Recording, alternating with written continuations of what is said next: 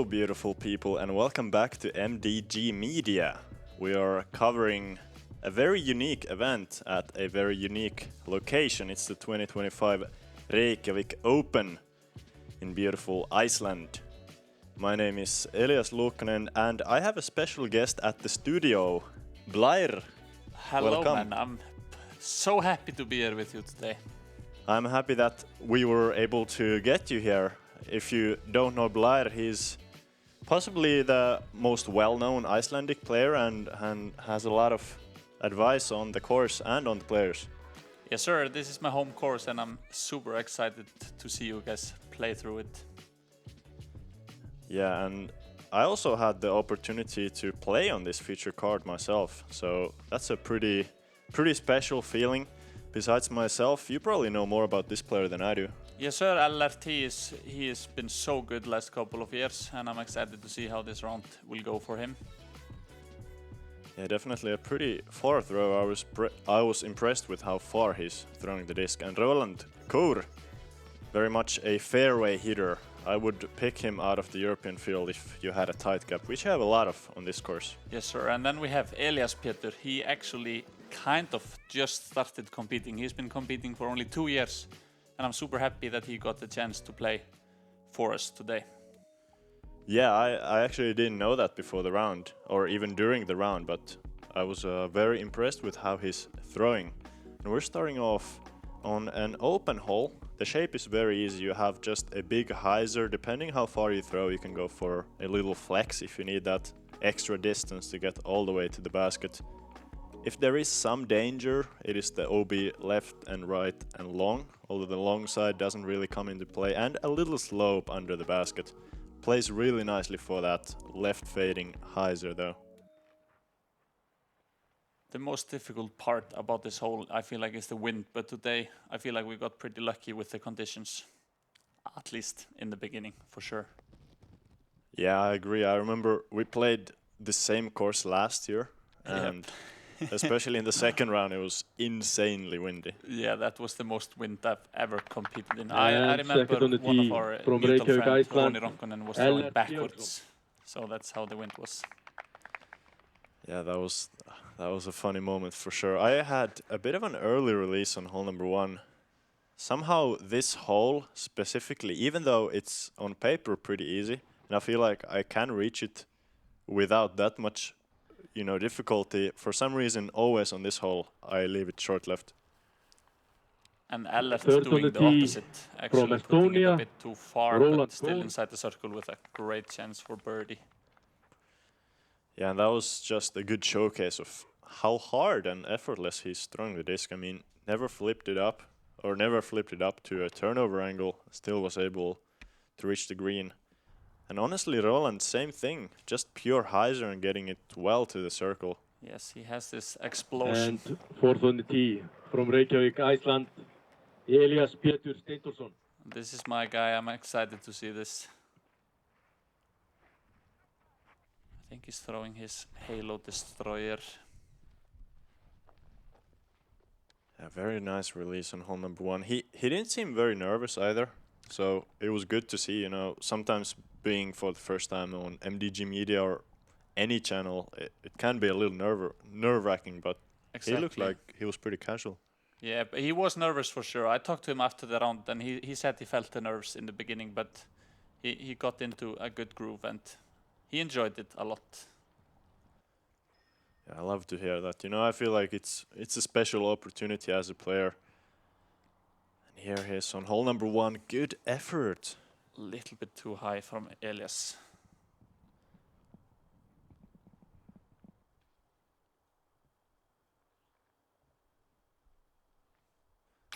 I love the view. Very, very scenic, actually. There are parts on this course where I feel like you need to stop and just take a look around. I think that is definitely one of the reasons people keep coming back to this course. A little bit low for Ellert there. Yeah, a little stabby. Looked like he... I would say that it looked like he kind of rushed it, but he actually very often does have this quick stroke where it looks like he's just striking to the chains. Yes. Very fast.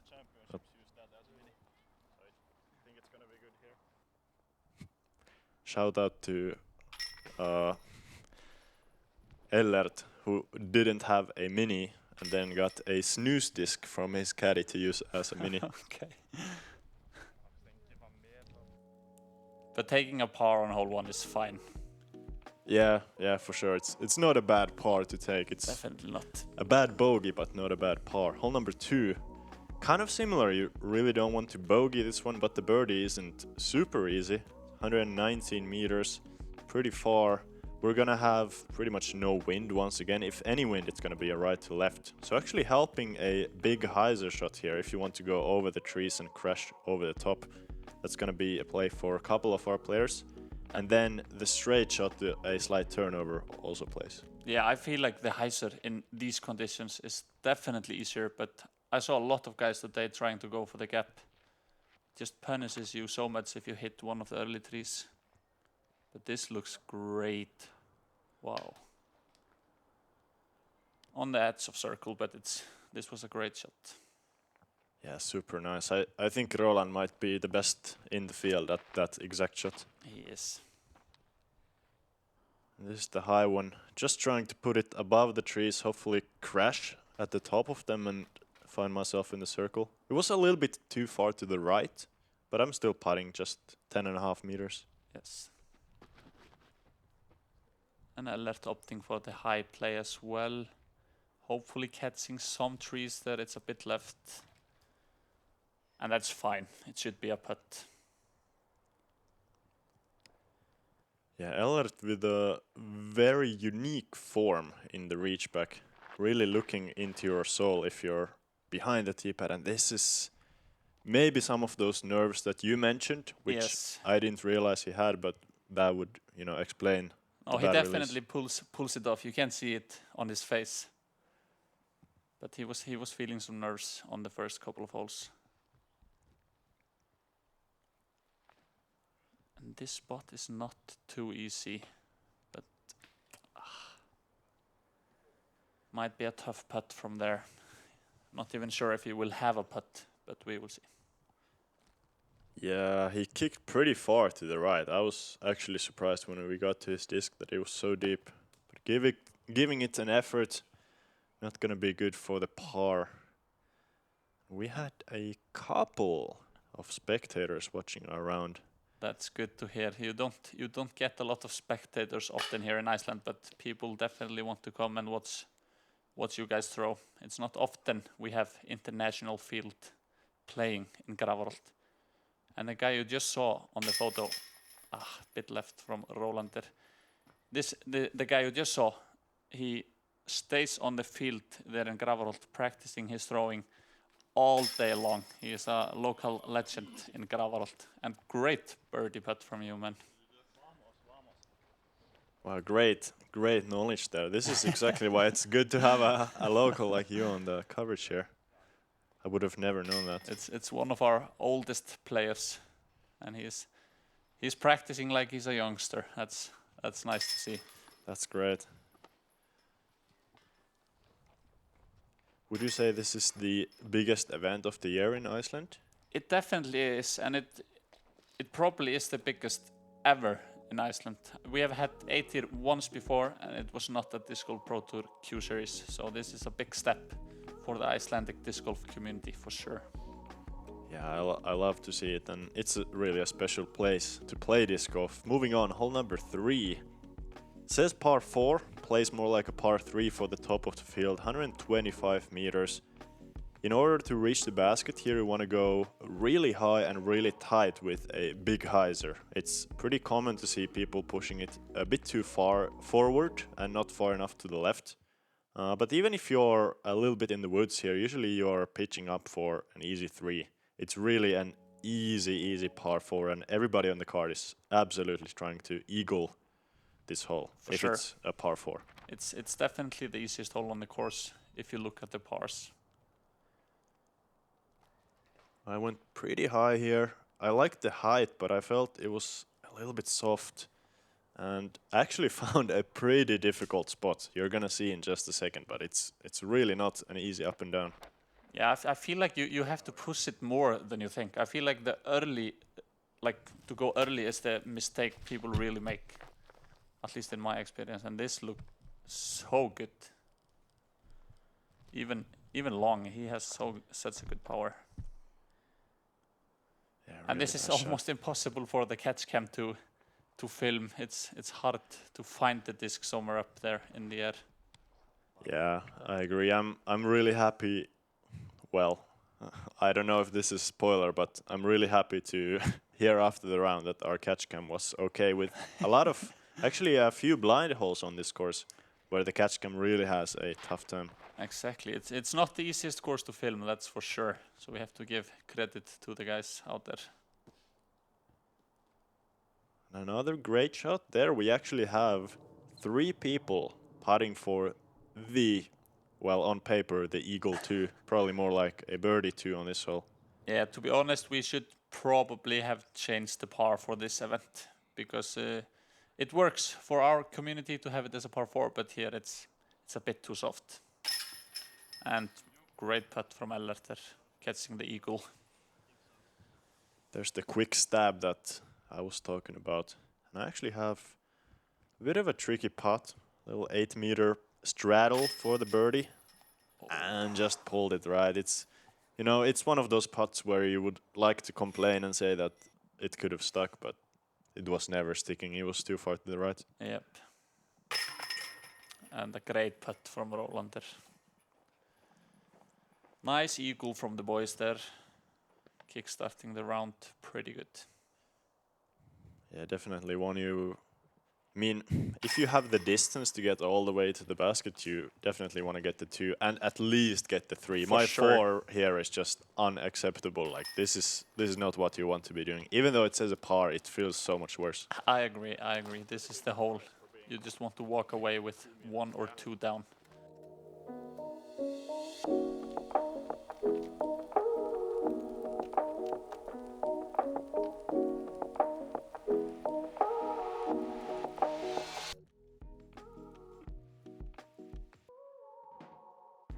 Moving on to another very scoreable hole. Hole number 4, 82 meters.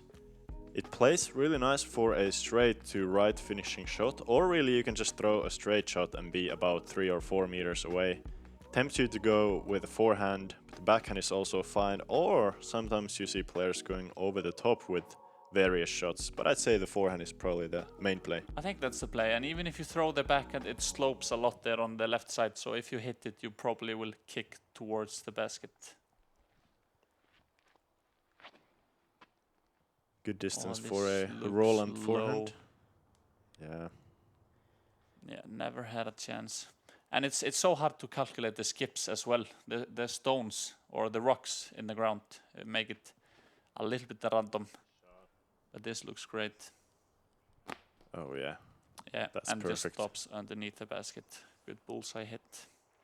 Yeah, you could hear me saying right out of, you know, the release that it was a nice shot. And you can really hear, you can really see.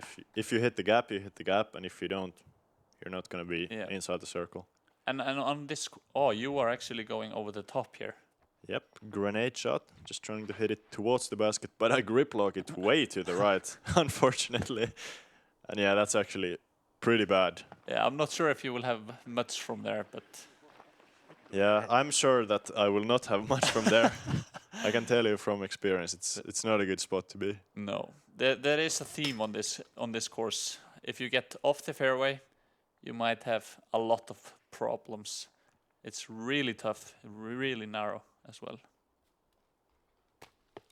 You had a little window though. It's a good par from there. It was okay, yeah. It's not a hole you want to par once again. No. I mean, with this being a par 3, it's way easier than hole 3. Or way harder, excuse me. Mm-hmm. Because you actually have to throw a great shot to birdie. Or at least a solid shot to birdie.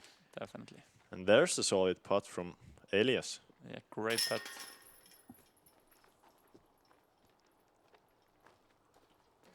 And Ellert just tapping in his easy birdie.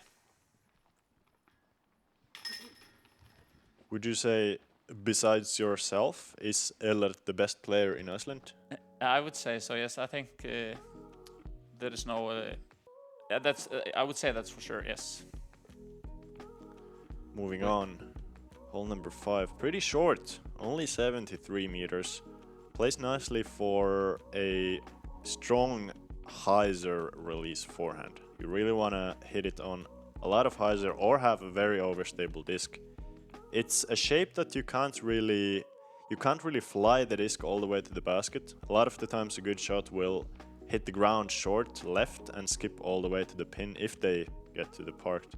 But it's also pretty common to see people a little bit short left because they just can't hyzer far enough to the right. So I think most players play for the skip there. Little bit too left for Ellert, but he should have a good look at the par.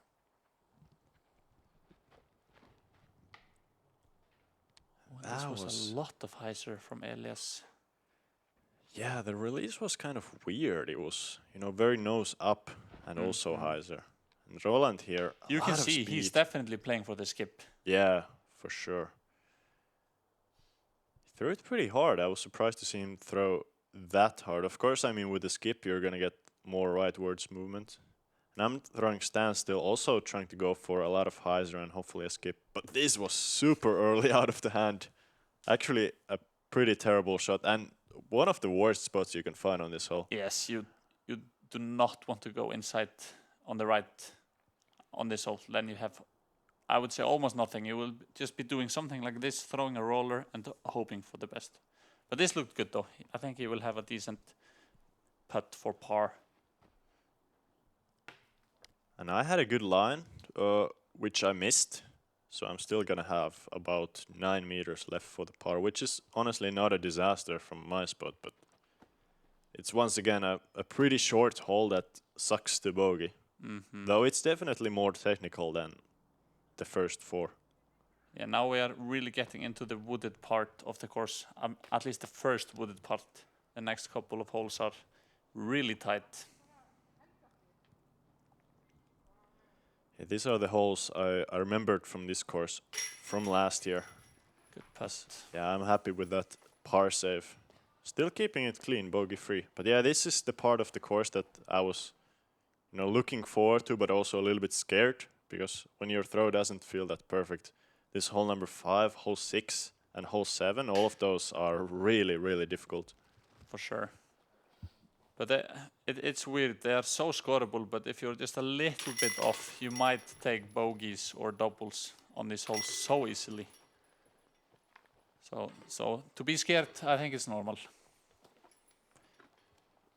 You heard it from the local. And yeah, no birdies on our card on that hole. It's, you would expect a couple birdies, but some good par saves as well. Hole 6, once again, short hole, just 77 meters, but this one is super tight. It's a straight shot, a little right finish, which maybe is pushing some players towards more of a forehand shot, or maybe the forehand is just preferred to hit the very tight gap. Either way, a lot of forehands to be seen.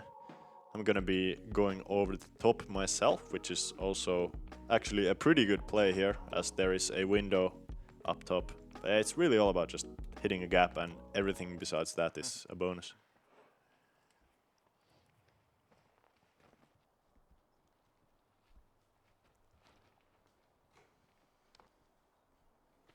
Ellert opting for the forehand. This looks great. I think he was throwing a pretty slow disc there, probably just some putter. Yeah, it looked like a 2-speed. Really nice, smooth touch. Roland with more speed here, just trying to hit the gap, and really not a bad result. It's edge of the circle on this hole. You will take a putt on this hole. So much can happen. I feel like I've never seen this before. I'm so wow. God damn. Last year you would have seen a lot of these with both me and Roni being on the card. But it was just, normally it's too windy. Like you never take the risk to throw above the trees. You have no clue what the wind will do to your disc. But it was calm today, so it makes sense. Yeah. And a great shot. Yeah, the calmest I've played this course as well. Not that I've played it many times, but it's never been zero wind like this. Exactly. A couple of birdie looks here. Roland first. This is what he does. When he misses low, I feel. He's almost always on the line.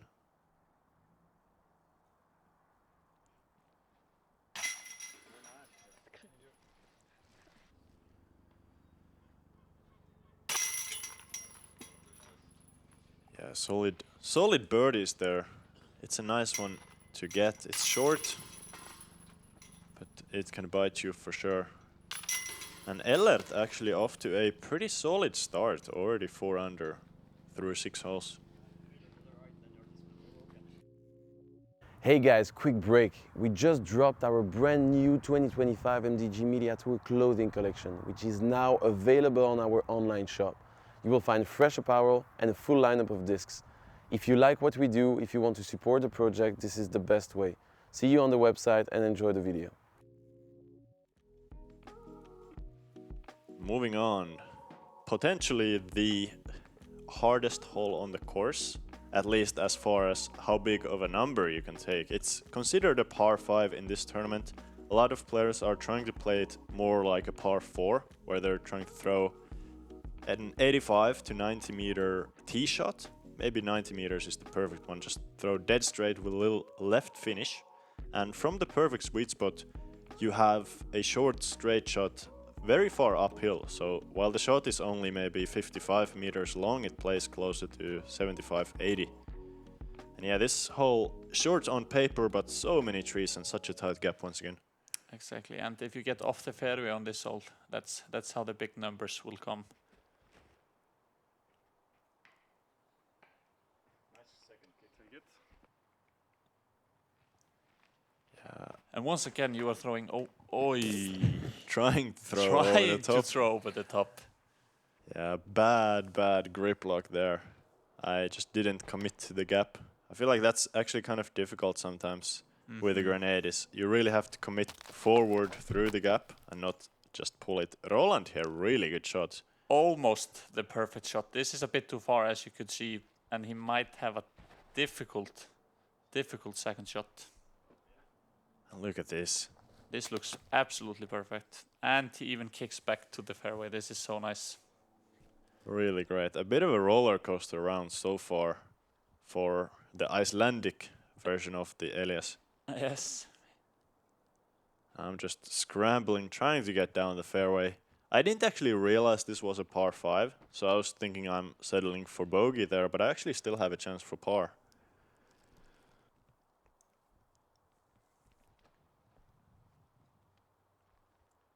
Just trying to get to the corner. This looked good. Yeah, I'm not quite sure why this is a... I mean, we normally play it as a par 5, but you remember last year we changed it to a par 4 for this event. Because it's only 146 meters, it definitely should be a par 4, but we will take it. Now we will see some eagles. Players love those eagles. Yeah, at the end of the day, it's just a number you write on your scorecard and not really. Exactly, it doesn't really what matter. It's called. And this is now to approach for that eagle, as Elias has thrown it just under the basket. Perfect Look at that shot. touch. I was really impressed with his touch forehands with that. I don't know what the disc was, but some slightly understable mid-range that he was throwing all the time. Yeah, I feel like I should know, but I'm not quite sure. Oh, you just have to miss this middle tree and you would be fine, but you'll still have a C1 putt from there.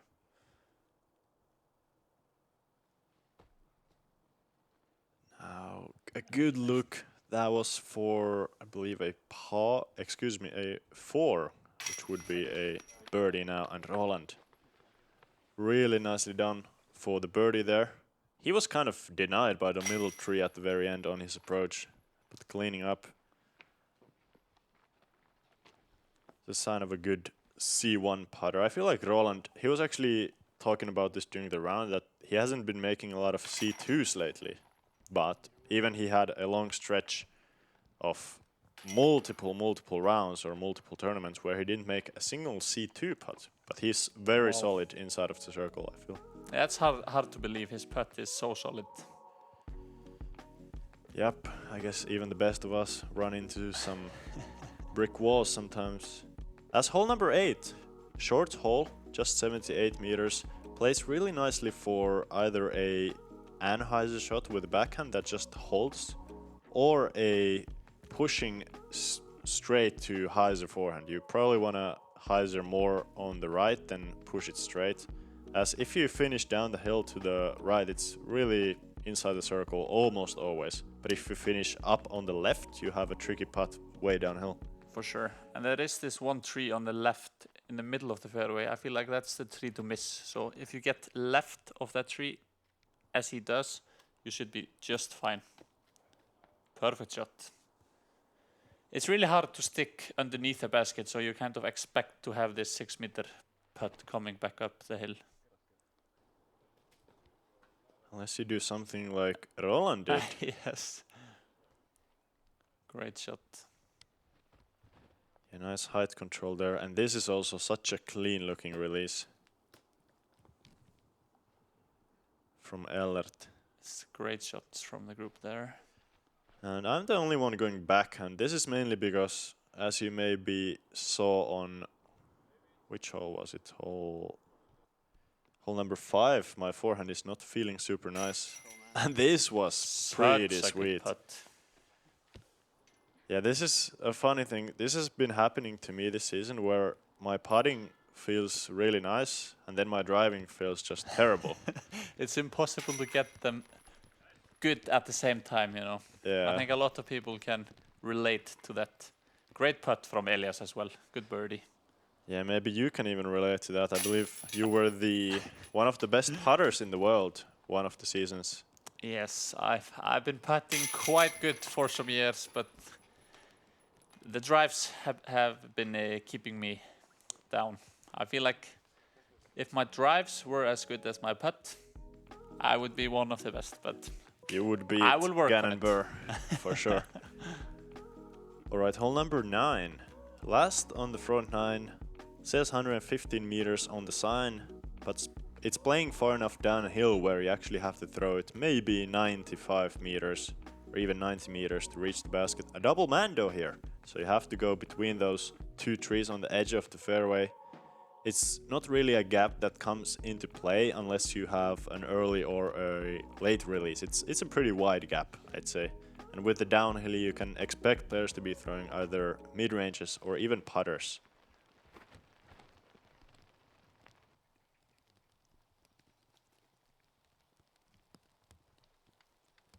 Elias going through the mando at least. Oh, it looked like he slipped a little bit. Yeah, Roland slipped. This was the part of the round where it started to rain. And this was heavy rain for Iceland. Like normally, yeah. I mean, we get some rain, but this was heavy. I'm not sure if you will be able to see it in the coverage, but even I was surprised. Yeah, Ellert here going next. He was saying that this was the hardest rain that he has ever played in. And I believe him. I believe him. It was brutal. And he, unfortunately, missing the mando on the left. It's a pretty big miss on this hole. Instantly 2 strokes to the scorecard. I feel like it's such a straightforward hole, but the double mando definitely gets into your head sometimes. Good run from the drop zone from Roland. Yeah, for sure. And Ellert trying to do something similar, just laying up. Yeah. Yeah, we don't really have any birdie looks here. I mean, both Elias's, we are sort of 25 meters away still. So not a real birdie look. I'm actually trying to give this a bit of a run. I thought it was close, but it was way short.